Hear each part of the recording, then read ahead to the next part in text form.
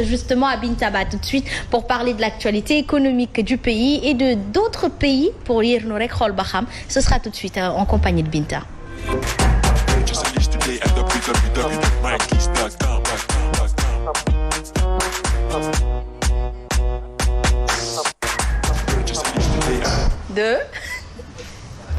Aïcha, mais en attendant, on va dire bonjour à Louisa Djondi. Oui. Djondi. Alors? Ça va et toi? Ça va, je vais bien. Ah, machallah. Toujours toute belle, toute élégante. Louisa, professeur. Louisa. Awlebu. mu ñaanal la. Ay nuyu téléspectateur bu baax a baax. Machallah. Ku xëyete. May ko goro bii bu weex bii bu xonk bu duñ ko dajalee daal dina am fu ma ko yóbbu. Am nga foo ko yóbbu. Waaw am na fu ma ko yóbbu. Aïcha. Binta va focus sur l'affaire des Pandora Papers. Voilà mi ngi noonu Asma Pandora Papers nag jamono ji dafa mel ni tukkal na àddina gannaaw ba nga xamante ne 12 millions noteel bu baax laa lay wax de document yoo xamante ne ay journalistes d'investigation teg nañ ci loxo ñoom nag ñu ngi leen di woowee consortium international des journalistes d'investigation yi nga xamante ne document yooyu ñu teg loxo Asma tax na ba ñu xam ñi nekk ci àddina bi nga xamante ne xëy na dinañu luubal ay koppar dinañ ko rawale lan mooy Pandora Papers dañuy dem découvrir élément bi de si waat léegi. Des centaines de personnalités publiques épinglées dans la plus grande fuite de documents financiers connus à ce jour.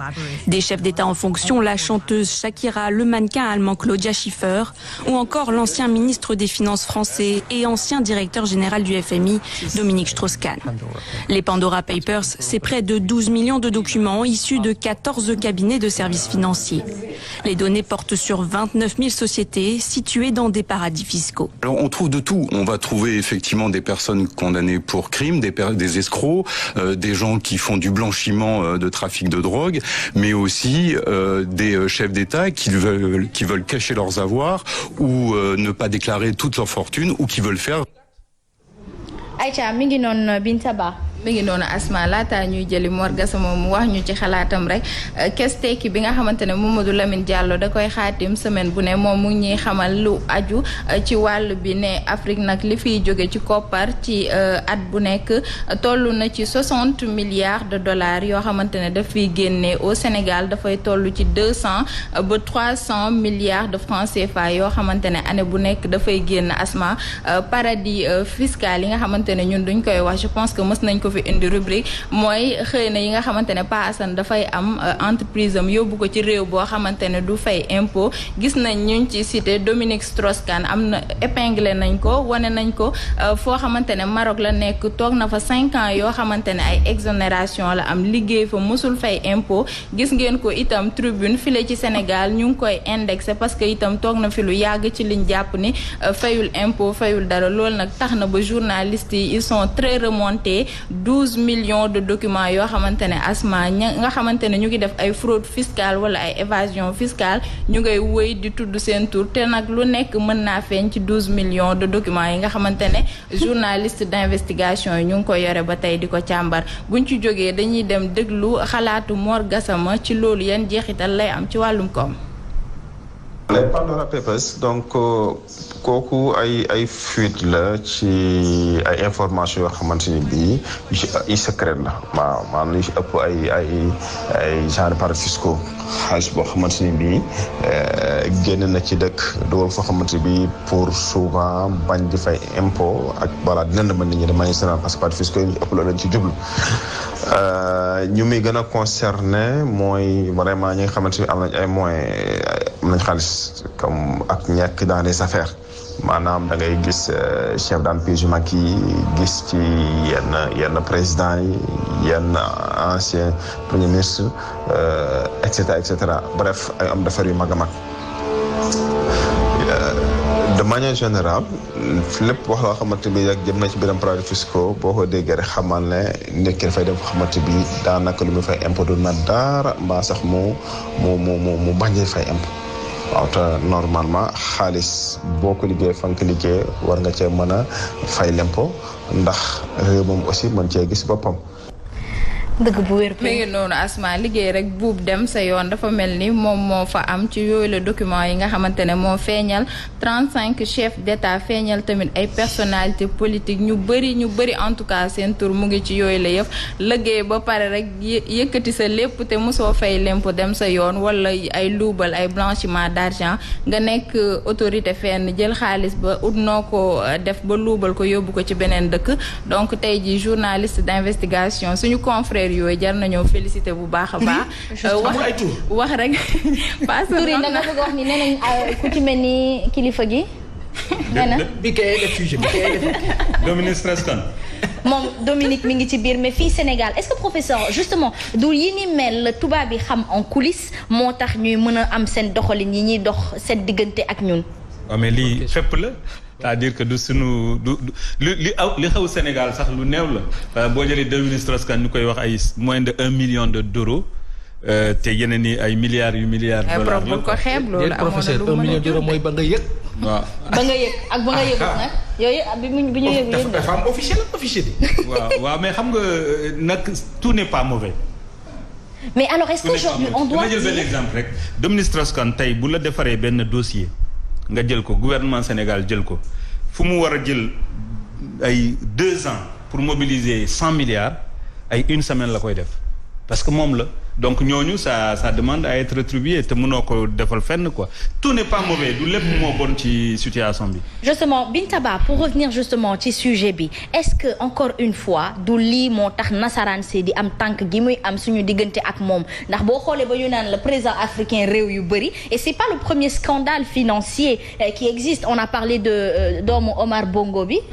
moom fële ca Gabon am keneen ak keneen koo xamante ni da ngay gis ni seen ay mallette yàgg nañ leen gis ñu ubbi ñu xool vérifier mu nekk ay koppar gu bëri lu tax ñuy transporter boobu les koppar te am carte bancaire ak li nga xamante ni moom moo di ñu mën a def seen transition sans prendre autant d'argent est-ce qu'il ne serait pas temps que suñu président yi rus yàlla tuuti suñu diggante ak ñoom. keroog maa ngi koy gis Alpha Condé Odia di ko takkine nga gis mu yore xaalis bu bëri def ko ci saaku mu koy tooñ ne dama bëgg a dem Sénégal Doumbouya ne ko il faut nga signer démission ba pare juste pour wane ne à quel point yenn chef d'État yi dañuy piller seen réew yi Asma dañuy jël loo xamante ne nii je pense que ci réew mi la waroon dem mënoon na defar hôpital mënoon na defar route mënoon na defar et cetera loolu yëpp mais tey jii problème dina am parce que yàggul dara fàtte naa ban organisation la moo bëggoon ne réew yi dinañ organiser wu ba nga xamante ne lu mu néew boo fa demee 15% yi moom di nga ko fay impôt ci bu fekkee da nga fa installer sa entreprise donc comme que lii génn na fan yi gis nañ ni Panama Papers passan moo njëkkoon génn gisoon nañ fi Paradis Papers bi itam ñëw xam naa dina am ay réflexion yoo xamante ne yu gën a metti lay doon wala sax nag Asma ku ci tollooti sàcc xaalis xëy na da ngay gas sa biir néeg dafa condamné waaye doo ko ñemeete yóbbu fenn parce que foo ko yóbbu dinañ la jàpp. dégg naa askan yee ko wax de kër yi léegi dafa am système guichet bancaire xam na système la. am na machine la sañuy gas ci suuf. dina rënk di jël foofu. yow bu yàggee nag loolu moom motoo ko nag wala. Risa lu leewul kay moom xam nga doo ñemee imaginer ngay dem chaque semaine di verser banque te xamuñu yow sa liggéey nu mu demee wala nga jël yenn somme d'argent yi dem di ko yóbbu banque léegi dañ lay topp léegi ñoo yooyu nag di denc seen kër yi. justement et les honnêtes travailleurs comme nous on se permet de bloquer nos comptes ndeysaan sans discuter avec nous. 2 poids 2 mesures. Aïcha mi ngi noonu en tout cas. mais sànq wax nga lu am solo. nga naan très bonne question. c'est-à-dire que tey jii.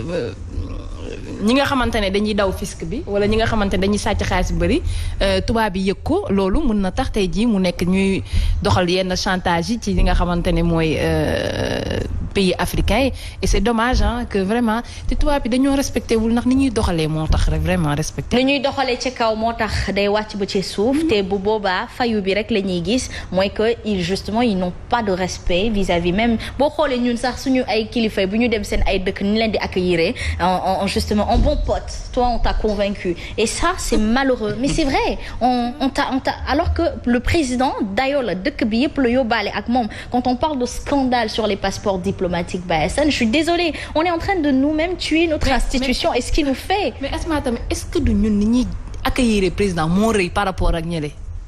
dëgg la.